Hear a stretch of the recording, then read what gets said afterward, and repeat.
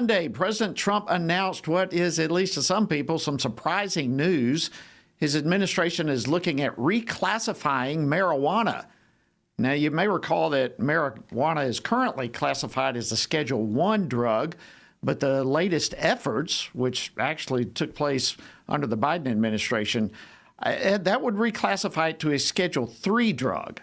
So what does all that mean? And what are some of the potential pitfalls if indeed marijuana is reclassified into a Schedule 3 drug?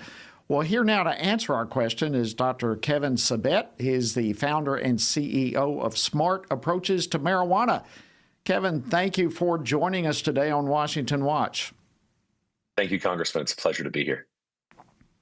Okay, so for those of us who are not drug policy experts, explain to us the difference between a Schedule 1 and a Schedule 3 drug.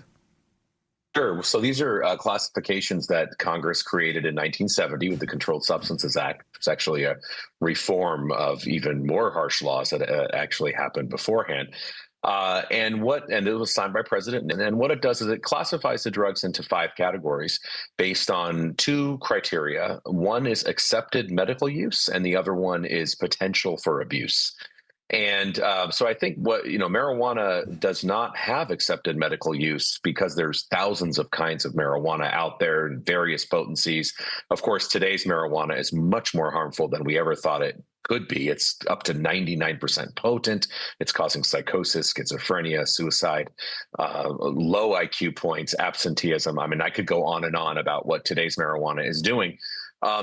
And so it has a very high potential for abuse, and itself does not have accepted medical use, although there are medical applications of the marijuana plant. Those are in different schedules. They're not in Schedule 1. Those are already in Schedules 2, 3, and 4.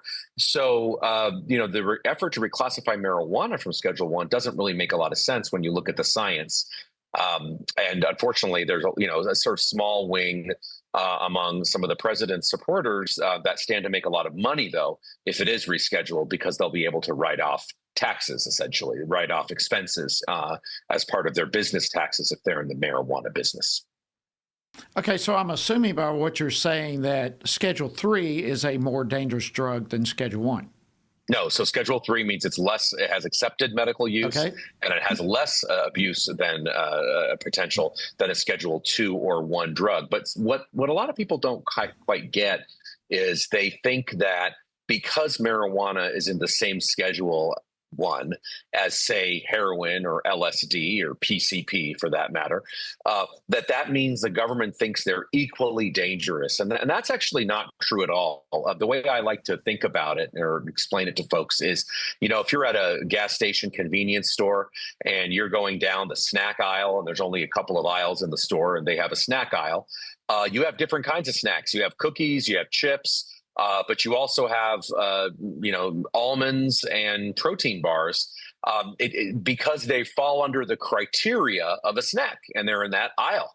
Same thing with marijuana. It falls under the same criteria as the other drugs. It doesn't mean the government thinks it's the same. It doesn't mean the government treats it the same. It doesn't mean that it has the same penalties or anything like that. But that's a lot of the misinformation by, frankly, both parties, I have to say, that are spreading misinformation about this. Yeah, there is so much misinformation. I mean, there's actually strong coordinated campaigns, I think is the best way to describe it, trying to convince people that marijuana is not harmful.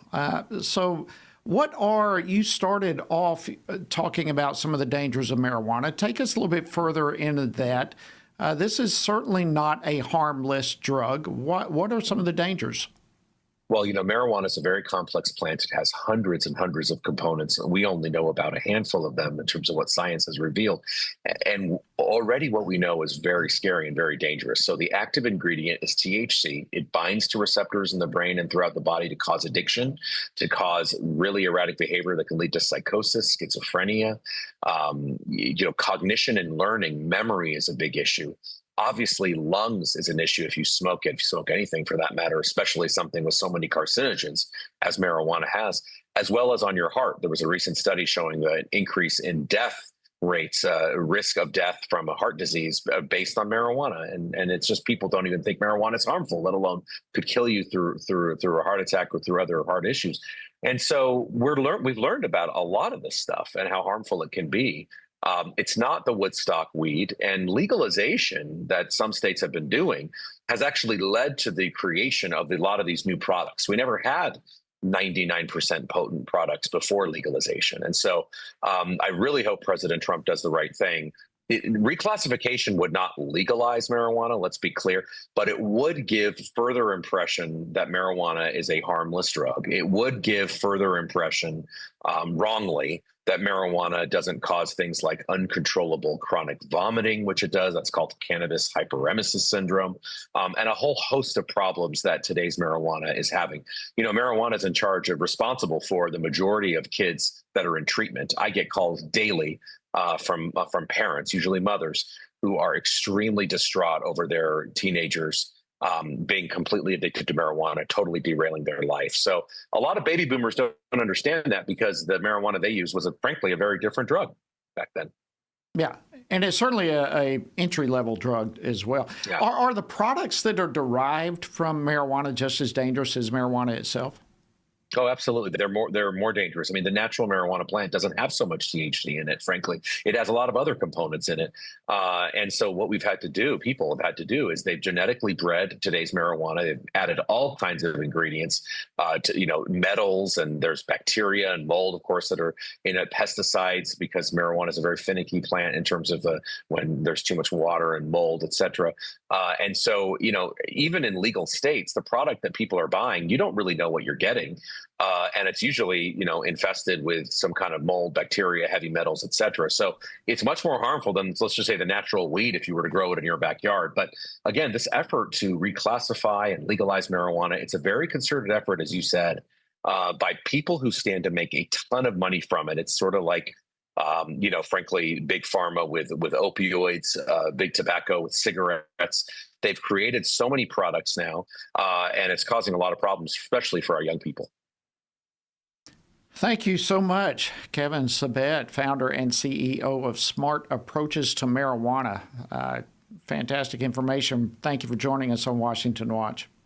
Thanks for having me. And if anybody wants to read more, they can go to learnaboutsam.org, and they can reach out. I also wrote a book called Smokescreen. Thanks so much, Congressman. Appreciate it.